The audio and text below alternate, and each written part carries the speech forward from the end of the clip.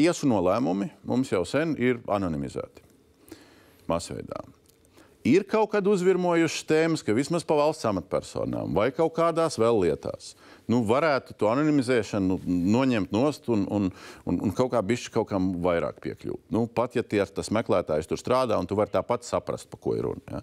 Vai jūs konceptuāli, bet īsajā versijā, vai jūs konceptuāli redzat, ka ar caurspīdīgumu šādā izpratnē ir problēma, viņi jārisina? Vai šobrīd sistēma ir tāda, kāda ir, lai viņi stāv un neaiztiekam par šito jautājumu? Jums ir, es ceru, ko teikt. Anonimizācija ir kaut kāds tiesas atklātības principu posts. Vienmēr visos laikos bijis tā, ka kurš nāk uz tiesu, dari sevi redzamu un caur to, ka caur datu aizsardzības regulējumu cenšas, teiksim, bremzēt šo automatizēto datu apstrādi. Mums tas ir izvērties par kaut kādu cīņu, arī par tiesas atklātību. Un tas ir izvērties pat tik tālu, ka man bija jātiesājas, lai vienkārši panāktu elementāru kriminālu lietas pirmās instances spriedumu pieejamību. Jums bija jātiesājas? Nē, mēs tiesājām.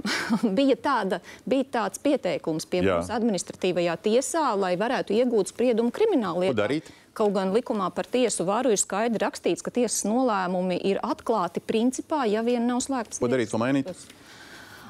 Es gribētu atrast... Pirmkārt, es noteikti uzstāju, ka jābūt visiem tiesas nolēmumiem publiski viegli pieejamiem.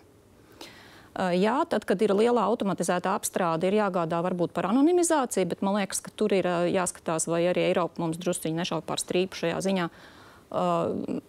Vai nešauj pa strīpu? Paliksim pie konceptuāli šāda redzējuma.